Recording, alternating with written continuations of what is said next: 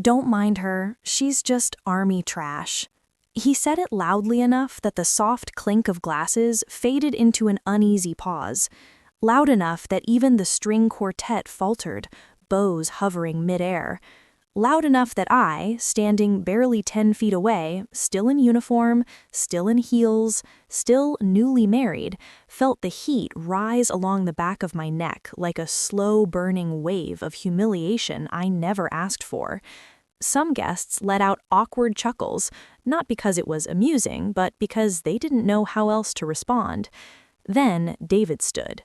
My husband, my subordinate, my second in command, technically. Calm, steady, completely unapologetic.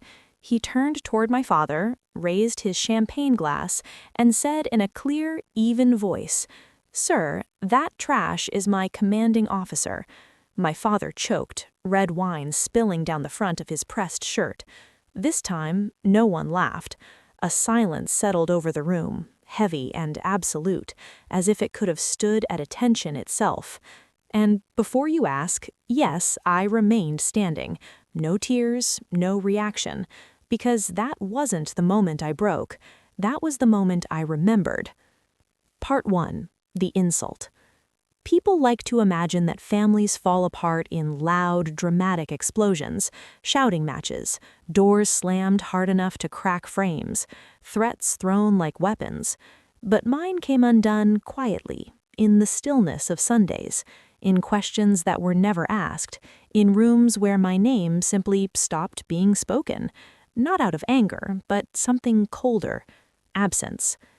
My father was a soldier long before he was ever a father. Colonel Thomas "Tommy" Blackwell, 3 tours, 2 Bronze Stars, 1 belief carved in stone. Daughters are not soldiers. He would shake a stranger's hand if they wore a uniform before he ever asked me how I was. He never said, "I love you." He said, "Carry on." He never called me sweetheart. He called me the girl. My mother died when I was 13. Breast cancer. Fast, unforgiving.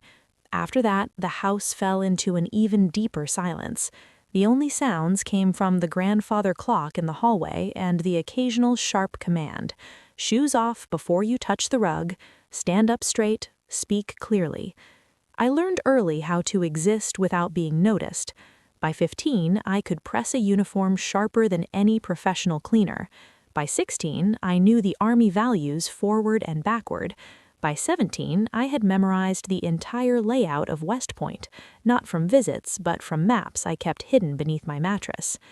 When I told my father I planned to apply, he didn't yell, he didn't argue. He just let out a short, rough laugh. Then he stood, walked out, and left his dinner unfinished. That was how he handled me. Not confrontation, dismissal. When my acceptance letter arrived, I placed it beside his coffee mug on the kitchen counter. He never mentioned it. 3 months later, he drove me to a bus station.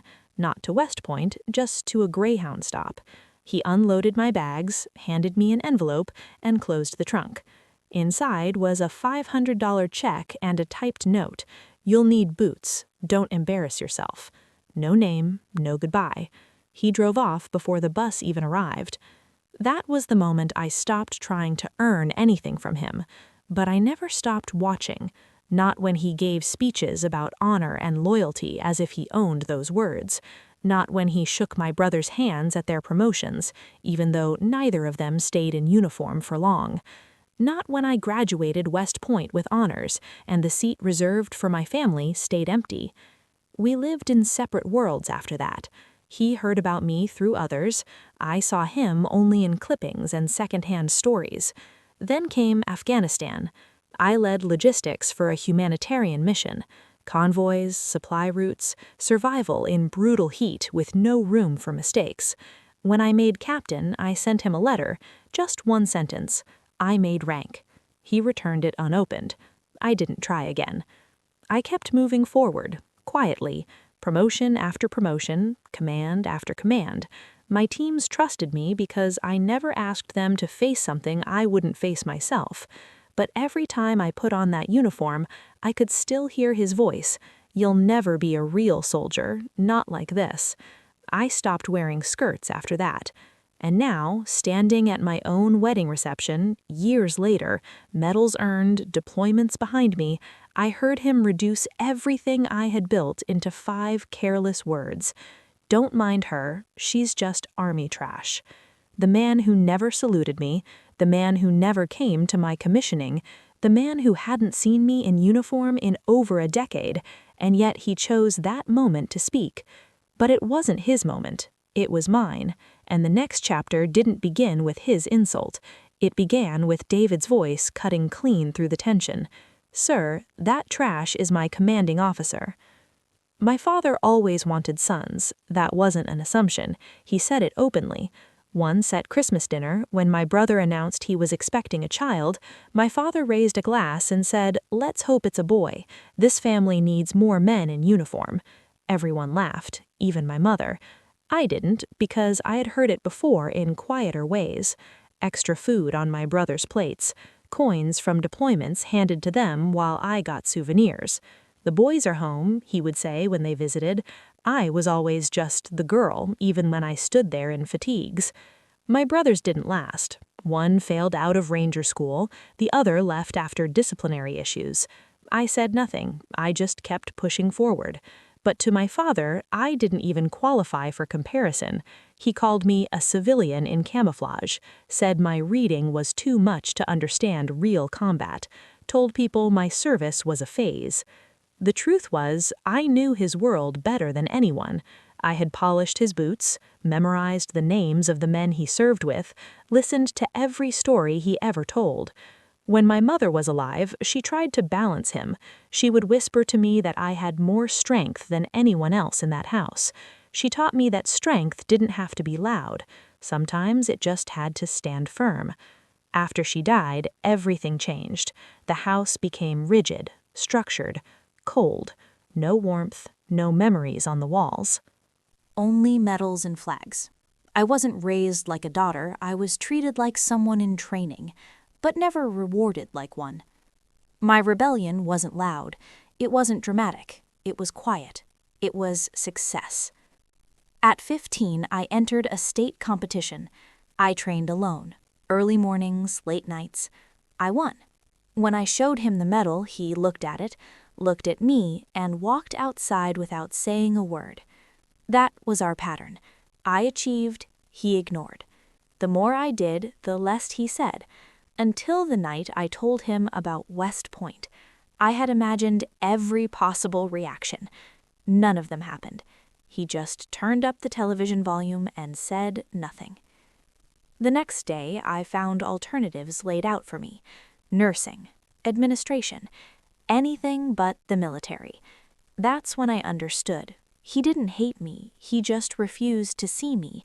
And if he couldn't shape me into what he wanted, he would pretend I didn't exist. So I left, quietly, with discipline, with resolve. The bus ride took 2 days. When I arrived, I felt something I had never felt before. I belonged, not because of where I came from, but because of what I could do. I stood there in formation and told myself, earn everything, expect nothing. And I lived by that. West Point didn't care who I was. It cared what I could endure, what I could lead. I learned quickly how to command, how to stay steady under pressure, how to lead without needing recognition. By the time I graduated, I had built something real. I pinned my own bars. No one asked why. Maybe they already understood. I was assigned to logistics. It wasn't glamorous, but it mattered. It kept people alive. I built plans, fixed mistakes, prevented disasters before they happened. People started trusting me, not because I demanded it, but because I earned it. I wasn't trying to stand out. I was trying to make sure everyone came home. And I kept rising, slowly, quietly, while my father remained silent. Until now, until this moment, until those 5 words echoed across a room that was supposed to celebrate something new. And just like that, everything old came rushing back. No one said a word. I had asked for simplicity. What I got was loyalty. At 12:45, I stood behind the double doors of the chapel. The air inside was cold. My hands were steady. And that's when my phone buzzed. Unknown number, no subject line, just 5 words. Don't embarrass the family again. I stared at the screen for a long time. I didn't need to wonder who sent it. I just slipped the phone into my coat pocket, adjusted my gloves, and nodded to the escort team. Let's walk. The doors opened.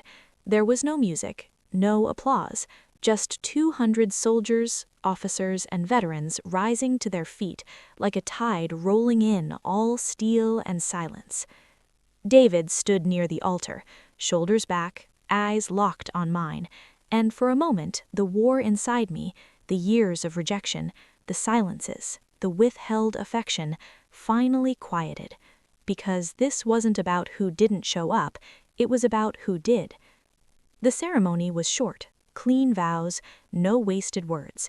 To serve beside each other in chaos and in calm, to honor what we've built, and protect who we've become. Then came the reception. We chose in the saal near the officers' quarters. Modest, respectful, uniforms everywhere. More ribbons than I'd ever seen outside a Pentagon briefing. Someone played a jazz cover of America the Beautiful on a trumpet. There was cornbread, whiskey. Someone brought a cake shaped like a Humvee. We laughed. I was halfway through my second drink when I saw him, Colonel Thomas Blackwell. Dress blues, immaculate, standing near the bar surrounded by a few old-timers. I vaguely recognized men who served with him in '91. He hadn't greeted me, hadn't acknowledged the ceremony, hadn't even clapped. He just stood there, sipping from a wine glass, eyes scanning the room like he was inspecting a formation. Then, as I passed nearby, I heard him say it. "Don't mind her, she's just army trash." He chuckled as he said it. The others laughed too, not because it was funny, but because he expected them to. I froze. The glass in my hand felt suddenly too light, too loud. I didn't turn around, didn't flinch, but David did. He heard it too. He didn't raise his voice, didn't posture. He just stepped forward, faced my father, and spoke with clarity, so sharp it cut through every conversation in the room. "Sir, that trash is my commanding officer." Silence. Not polite silence, not awkward silence, charged silence. My father blinked, then choked, literally. He spat wine down the front of his uniform and coughed, once, twice, eyes wide, face flushed. Someone offered him a napkin. He didn't take it. David didn't move. He just stood there, eyes level, back straight, hands behind his back, at ease but unshaken. And slowly, one by one, the guests around us began to stand. First a Marine major, then a Navy corpsman, then a retired SEAL with a prosthetic leg. No one said anything. They just rose to their feet, not for drama, not for revenge, but for respect. My father looked around, bewildered. Then he turned and walked out. No goodbye, no apology, just footsteps on tile and a door swinging shut. I didn't follow him. I stayed. And when I looked at David, he just gave me a small nod. Not, "I did it for you," but "I did it because it was right." That was the moment I stopped trying to earn my father's salute and started believing I didn't need it. After my father left the room didn't relax. It held its breath. No one made a scene, no one filled the silence with nervous chatter. Instead, the people who mattered did something I'll never forget. They stayed. They stayed standing. A few saluted, a few nodded. No cameras, no performance, just presence. I felt a hand brush mine. It was Chief Reyes, one of my oldest NCOs. He leaned in and said, "He blinked. That means you won." I smiled but didn't laugh, because I wasn't trying to win, not really. I was just trying to breathe without the weight of proving my existence. The rest of the reception unfolded in ripples. The music resumed, plates refilled, jokes softened the edges, but something had shifted. The guests, especially the uniformed ones, treated me like something more than a bride. They treated me like a peer, a leader. A few hours in, I found myself on the balcony outside the hall, the night air crisp, laced with sea salt. David joined me. He didn't speak at first, just stood there, arms crossed, letting me process. Then, quietly, "You okay?" I nodded. Yeah, I just didn't think he'd still have that kind of venom in him. He exhaled slow. "It wasn't about you." I turned. He said it to my face. David shook his head. "He said it to the part of you he never understood, and now he can't ignore it." I let that sit because I knew he was right. Colonel Blackwell didn't leave because he was embarrassed by me. He left because the room didn't agree with him anymore. The culture he'd built, where women in uniform were jokes, props, or footnotes, had crumbled around him, and for the first time, he was the one out of step. Later that night, back in our quarters, I took off my gloves slowly, laid them beside the folded jacket. My medals caught the moonlight through the window. David sat on the edge of the bed, unlacing his shoes. I finally broke the quiet. He called me army trash. David didn't respond, not at first. Then he said, "Do you believe that?" I looked down at my uniform, now resting neatly on the chair. 4 rows of commendations, the insignia of a senior commander. I remembered dragging wounded soldiers through mud, leading split convoys under fire, writing condolence letters. I couldn't sign without shaking. And I whispered, "No, I don't." David nodded once, firm. Then he left. Right there, that should have been the end. But it wasn't, because the next morning a message came through. Email, no subject line, just 5 words. I stood outside. I listened. No signature, no explanation. But I knew the writing, the rhythm, the restraint. Colonel Blackwell had watched the ceremony. He hadn't sat in the pews, hadn't saluted, but he'd been there and then walked away. I stared at the screen, waiting for something more, a second line, a sliver of contrition, even just, "I'm proud." But it never came, only those 5 words. David leaned over my shoulder and read it too. He asked, "Are you going to reply?" I said there's nothing to reply to, and I meant it.